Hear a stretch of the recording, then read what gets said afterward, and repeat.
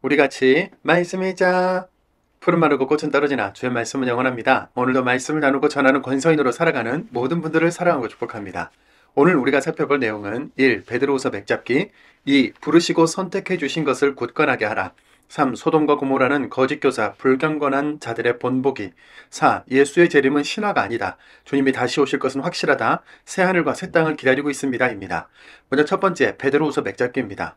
베드로후서는 베드로의 마지막 서신으로 죽음을 앞둔 상황에서 쓴 글이기 때문에 유언 같은 당부들이 담겨 있죠. 바울이 디모데후서를 쓸 때 자신이 곧 죽을 것을 알고 있었던 것처럼 베드로도 마찬가지였는데요. 베드로후서 1장 13절에서 14절입니다. 내가 이 육신의 거처에 있는 동안에 여러분의 기억을 일깨워 드리는 것이 옳다고 생각합니다. 나의 육신의 거처를 벗어버릴 날이 가까이 왔다는 것을 내가 알고 있기 때문입니다. 아멘. 자신이 죽고 난 이후에도 박해와 환난, 이란이 유혹하는 혼란의 시대를 살아갈 믿음의 후배들에게 유언같이 힘주어 전하는 베드로 후서의 핵심 메시지는 거룩한 변화를 이루고 주신 것을 굳건하게 하라. 예수의 재림은 반드시 이루어진다. 새하늘과 새 땅을 바라보라. 거짓 교사와 이단들을 경계하라. 입니다. 두 번째, 부르시고 선택해 주신 것을 굳건하게 하라입니다. 여러분의 믿음의 탁월한 덕의 지식을, 지식의 절제를, 절제의 인내를, 인내의 경건을, 경건의 우애를, 우애의 사랑을 더 보태라고 하면서 베드로 사도는 각자의 부르심을 기억하면서 거룩한 변화, 즉 성화를 이루어가라. 부르시고 선택해 주신 것을 굳건하게 하라고 하는데요. 베드로후서 1장 10절입니다. 따라서 형제자매 여러분, 오히려 힘써 노력하여 굳건하게 하십시오. 하나님이 여러분을 부르시고 선택해 주신 것을 말입니다. 아멘. 세 번째, 소돔과 고모라는 거짓 교사, 불경건한 자들의 본보기입니다. 사도들이 살아가던 당시도 오늘날처럼 거짓 교사와 이단들의 복음 훼손과 성도들의 영혼을 무너뜨리는 일들이 많았는데요. 당시 거짓 교사와 이단들, 불경건한 자들의 특징은 재림을 부인하고 성적인 부도덕과 타락을 일삼았으며 불경건한 삶의 태도와 함께 탐심을 조장하는 일들이 있었습니다. 복과 저주, 형통과 부귀, 부담 없는 자유, 쾌락의 유혹이 성도들에게는 매력적인 끌림이었겠지만 베드로 사도는 이에 대해 심판이 있다고 강력하게 경고하는데요. 베드로후서 2장 6절입니다. 또 소돔과 고모라 두 도시를 잿더미로 만드시고 재난을 내려 심판하셨습니다. 그리하여 앞으로 불경건하게 살 사람들의 본보기를 삼으셨습니다. 10절입니다. 특히 더러운 욕망에 빠져서 육신의 욕구를 뒤쫓아 살아가고 주님의 권위를 깔보는 사람들을 그렇게 하실 것입니다. 그들은 겁도 없고 제멋대로여서 영광스러운 존재들을 모독하면서 떨지도 않습니다. 아멘. 네 번째, 예수의 재림은 신화가 아니다. 주님이 다시 오실 것은 확실하다. 새하늘과 새 땅을 기다리고 있다입니다. 예수님의 부활, 재림이라는 말을 들으면 어떤 생각이 드십니까? 부활과 재림이 믿어지고 이를 기다리는 분들도 계시겠지만 잘 모르겠다, 믿어지지 않는다, 재림은 나와 상관이 없는 것 같다고 생각하는 분들도 많으시죠. 그 생각들에 대해 기록된 성경 말씀은 이렇습니다. 베드로후서 1장 16절입니다.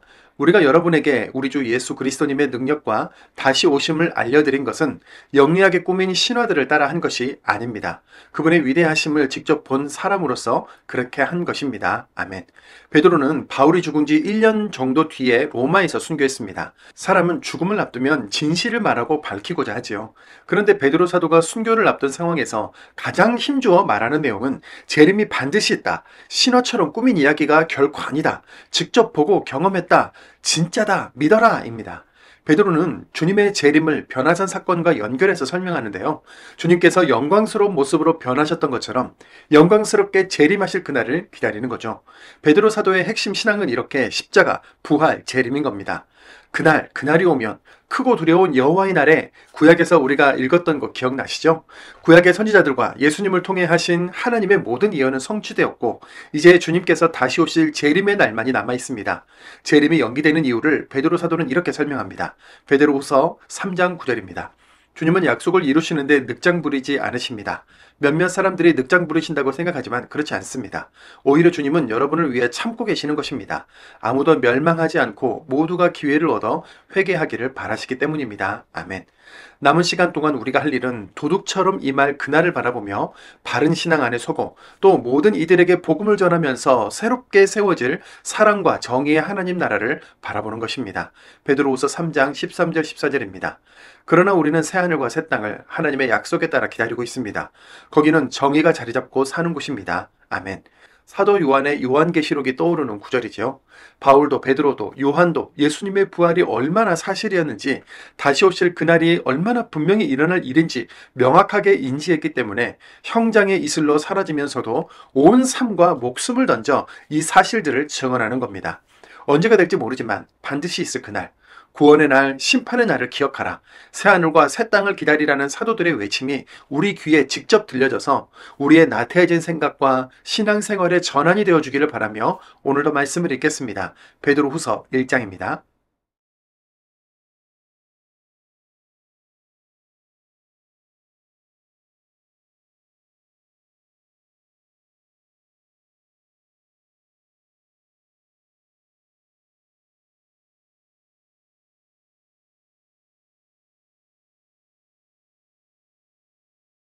베드로후서 1장. 시몬 베드로입니다. 예수 그리스도님이 부르시는 종이며 사도입니다. 우리에게 있는 믿음과 똑같이 소중한 믿음을 자기의 못으로 바른 여러분께 이 편지를 보냅니다. 여러분의 믿음은 우리의 하나님이시고 구원자이신 예수 그리스도님의 의를 힘입은 것입니다. 은혜와 평화가 하나님과 예수 우리 주님을 깨달아 알므로써 여러분에게 더해지기를 빕니다. 모든 것은 하나님의 신적인 능력이 우리에게 선물하셨습니다. 생명과 강건을 위해 필요한 모든 것을 자신이 영광과 탁월하심을 가지고 우리를 부르신 분을 깨달아 알게 하심을 통해서 말입니다. 이 영광과 탁월하심을 통하여 하나님은 우리에게 약속하신 소중하고 매우 큰 선물을 주셨습니다. 이 선물들을 통해서 하나님은 여러분이 이 신의 본성이 참여한 사람들을 되도록 하신 것입니다. 악한 욕망 때문에 생기는 세상에서 썩음을 피해 달아난 뒤에 말입니다. 바로 이런 까닭에 여러분은 열심을 다해 여러분의 믿음, 탁월한 덕을, 지식을, 절제를, 인내를, 경건을, 우애를, 사랑을 더 보태십시오.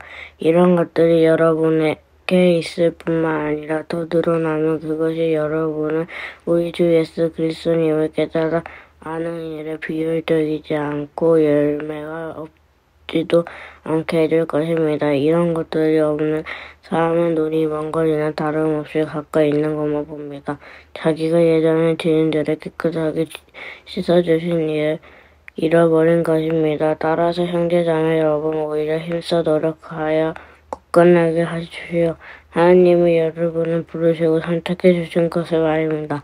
이런 것들을 실행하며 여러분은 절대로 헛되지 않을 겁니다. 이렇게 하여 우리 주님이시며 구원자이신 예수 그리스도님의 영원한 나라에 들어가는 데 필요한 모든 것이 여러분에게 충분하게 공급할 테니까요. 따라서 나는 늘 여러분에게 이런 것들에 관한 기억을 되살려 드리려고 합니다. 여러분이 이미 알고 있으면 또 받을 진리 안에서 굳건하게 세워져 있지만 말입니다. 내가 이 육신에 갇혀 있는 동안에 여러분의 기억을 일깨워 드리는 것이 옳다고 생각합니다. 이 육신의 겉을 벗어날 이 가까이 왔다는 것을 내가 알고 있기 때문입니다. 우리 예수 그리스도님도 그렇다고 나에게 밝게 알려주셨습니다. 내가 세상을 떠난 뒤에도 여러분이 언제든지 이런 것들을 기억할 수 있도록 나를 애쓰려고 합니다. 우리가 여러분에게 우리 주 예수 그리스도의 능력과 다시 오심을 알려드린 것을 영리와 기쁨이 신하들에 따라한 것이 아닙니다. 그분은 위대하심을 직접 본 사람으로서 그렇게 한 것입니다. 그분은 하나님 아버지께서 명예와 영광을 받으셨습니다. 위대하신 영광의 하나님이 그에게 이는 내가 사랑하는 내 아들이다. 나는 그가 좋다라는 소리를 들려줄 때 말이지요. 이 소리가 하늘로부터 들려오는 것을 우리가 직접 들었습니다. 그분과 함께 거룩한 산에 있을 때 일어난 일입니다. 또 우리에게는 더 확실한 예언의 말씀이 있습니다. 어두운 곳에도 비치는 등불을 대하듯이 이 예언의 말씀에 여러분이 깊은 관심을 기울이는 것은 잘 아는 일입니다. 날이 환히 밝아 새벽별이 여러분의 마음속에 떠올 때까지 말입니다. 여러분은 이것을 먼저 알아두십시오. 곧 성경의 예언은 다 자기 맘대로 그 뜻을 풀이해서는 안 된다는 것을 말합니다. 사람의 뜻에 따라 예언이 생긴 적은 한 번도 없었고 오히려 사람들의 성령님의 이끌려 하나님께 받아서 말씀한 것이기 때문입니다. 2장 백성 가운데 거짓 예언자들도 생겨났습니다. 그처럼 여러분 가운데도 거짓 선생들이 생길 것입니다. 그들은 파멸을 초래하는 그릇된 교리들을 몰래 끌어들일 것입니다. 값을 치르고 자기들을 사들이신 주인님을 부인하면서 곧 닥칠 파멸을 자기들에게 불러들일 것입니다. 또 많은 사람들이 그들을 따라 멋대로 놀아날 것입니다. 그들 때문에 진리의 길이 모독을 받을 것입니다. 그들은 탐욕에 빠져서 꾸며낸 말로 여러분을 등쳐먹을 것입니다. 그들에게 내리기로 오래전에 정해진 심판의 게으름을 피우지 않습니다. 그들의 파멸은 잠자지 않습니다. 하나님은 죄를 지은 천사들을 봐주지 않으셨습니다. 컴컴한 지하 세계의 사슬로 타르타로스에 가두셔서 심판 때까지 갇혀서 지키도록 넘겨주셨습니다. 또 하나님이 이에 세상을 봐주지 않으셨습니다. 그러나 정의의 선포자이신 노아는 7 식구와 함께 보호해 주셨습니다. 불경건한 사람들의 세상에 홍수가 나게 하셨을 때 말입니다. 또 소돔과 고모라 두 도시를 갯더미로 만드시고 재난을 내려 심판하셨습니다. 그리하여 앞으로 불경건하게 살 사람들의 본보기를 삼으셨습니다. 그러나 의로운 롯을 구해주셨습니다. 규범을 벗어난 사람들의 멋대로 놀아나는 생활 모습에 괴로움을 당하고 있던 롯을요. 그 의로운 롯은 그들 가운데 자리 잡고 살면서 날마다 그들의 무법한 행동들을 보고 들었습니다. 그러면서 그는 자신의 의로운 영혼을 괴롭게 하고 있었던 것입니다. 주님은 알고 계십니다. 경건한 사람들을 유혹에서 건져내시고 불의한 사람들은 벌하셔서 심판의 날까지 가두어 지키실 방법을 말입니다. 특히 더러운 욕망에 빠져서 육신의 욕구를 뒤쫓아 살아가고 주님의 권위를 깔보는 사람들을 그렇게 하실 것입니다. 그들은 겁도 없고 제멋대로여서 영광스러운 존재들을 모독하면서 떨지도 않습니다. 천사들은 힘과 능력에서 그들보다 더 뛰어나지만 영광스러운 존재들을 거슬러 주님 앞에서 모독하는 판결을 내놓지 않습니다. 이 사람들은 잡혀 죽기 위해 태어난 생각 없고 본능적인 짐승하고 비슷합니다. 그래서 자기들이 알지도 못하는 일들에 대해 모독하는 말을 하고 있습니다. 그러다가 이 사람들도 그 짐승들처럼 썩어 없어질 것입니다. 이들은 자기들이 저지른 불의한 일의 대가로 불의를 당합니다. 이들은 환한 대낮에 흥청대는 것을 즐거움으로 여깁니다. 이들은 점들이요 흠집들입니다. 여러분과 함께 잔치를 즐기는 동안에도 자기들이 속이는 쾌락에 푹 빠져서 흥청댑니다. 이들의 눈은 계속 바람 피울 다른 여자들 찾아다니고 재짓기를 그치지 않습니다. 이들은 굳건하지 않는 사람들에게 유혹의 미끼를 던집니다. 이들의 마음은 탐욕에 길들여져서 있습니다. 이들은 저주받은 자식들입니다. 이들은 고든 길을 내버려 두고 헤매고 다녔습니다. 보솔의 아들 발람의 길을 따랐습니다. 발람은 불의한 대가를 사랑한 사람입니다. 그러나 발람은 제멋대로 법을 어긴 것에 대해 비난을 받았습니다. 멍에매는 말 못하는 짐승이 사람의 목소리를 내서 그 예언자의 정신 나간 짓을 막았던 것입니다. 이들은 물 없는 샘이요 폭풍에 밀려나는 안개입니다. 이들 앞에 마련되어 있는 것은 칠흑 같은 어둠입니다. 이들은 터무니없는 빈말을 부풀려서 떠들어댑니다. 육신의 욕망을 쫓아 멋대로 놀아나는 일로 유혹의 미끼를 던집니다. 헤매며 살아가는 사람들에게 이제야 피해 벗어난 사람들에게 그렇게 합니다. 이들은 자유를 그들에게 약속해 줍니다. 하지만 자기 뜻 자신의 쾌락의 노예가 되어 있습니다. 누군가에게 진 사람은 그 이긴 사람에게 노예가 된 것이니까요. 사람들이 주님과 구원자이신 예수 그리스도님을 깨달아 알고서 세상의 더러운 것들을 벗어났다가 거기에 다시 껴들여서 패배를 당했다고 합시다. 그런 사람들의 마지막은 처음보다 더 나빠진 것이잖아요. 그들의 의의 길을 깨달아 알지 못했다면 더 나았을 것입니다. 깨달아 알고서도 자기들에게 주신 거룩한 계명에서 돌아서는 것보다는요. 이런 참된 속담이 그들에게 딱 들어맞습니다. 개는 자기가 토해낸 것으로 되돌아간다. 또한 돼지는 목욕을 하고 나서 진흙탕에 뒹군다. 3장 이제 사랑하는 여러분, 이 두 번째 편지를 여러분께 써보냅니다. 이 편지별로 나는 여러분들 기억을 되살려서 순수한 생각을 일깨우려 합니다. 거룩한 예언자들을 통해서 이전에 말씀하신 것과 여러분들의 사도들이 전해준 계명에 대한 기억을 되살려 드리려고 합니다. 주님과 구원자이신 분들의 계명에 대한 기억을 먼저 이것을 알아두십시오.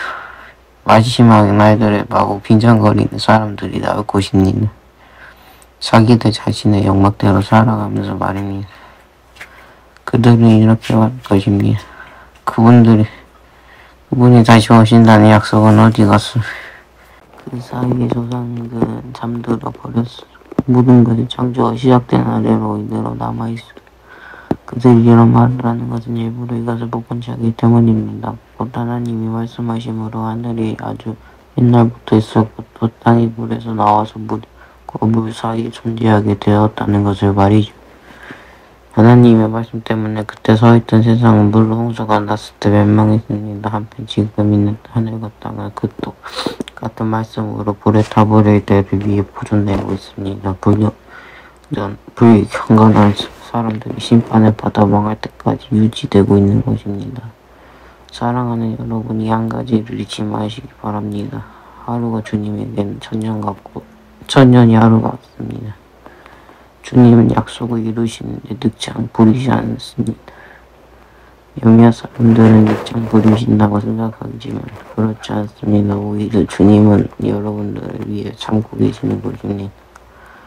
아무도 멸망하지 않고 모두가 기회를 얻어 회개하기를 바라시기 때문입니다. 주님의 날은 도둑같이 올 것입니다. 그날에 하늘이 요란하게 큰 소리를 내며 사라질 것입니다. 천지들은 불에 타서 파괴될 것입니다. 땅도 그 안에서 일어나는 일들을 찾아볼 수 없을 것입니다. 이 모든 것들이 이런 식으로 파괴되어 없어질 텐데 여러분들은 어떤 사람이 되어야 마땅하겠습니까? 반드시 거룩하고 경건한 생활을 해야 하지 않겠습니까? 하나님이 날이 오시기를 기다리며 그 날을 나타내야 하지 않겠습니까? 그날이 오면 하늘이 불부터 파괴될 것이고 전체들 타서 녹아버릴 것입니다. 그러나 우리는 새 하늘과 새 땅 하나님의 약속에 따라 기다리고 있습니다. 거기 정의가 자리 잡고 사는 것입니다. 따라서 사랑하는 여러분, 이런 일들을 기다리고 있으니 잠도 없이 꿈도 없이 평화롭게 하나님 앞에 나타날 수 있도록 애쓰십시오.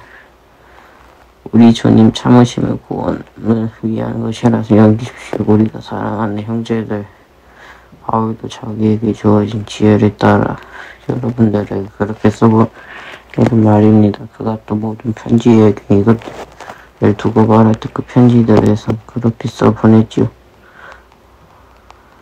그런데 그 가운데 있는 이해하기 어려운 것들이 덜어 있습니다. 배우지 못하고 굳건하지 않는 사람들이 다른 성경 말씀들을 잘못 해석하듯이 그 어려운 것들이 그릇되게 해석할 것입니다. 그리하여 자기 자신들을 멸망으로 끌어갈 것입니다. 그러므로 여러분 자신들은 사랑하는 여러분 이 사실을 미리 알아서 조심하십시오. 규범을 벗어난 사람들의 빗나간 길로 함께 끌어가서 저 맞닿은 이 서있던 곳에 떨어져 나가지 않도록 말입니다.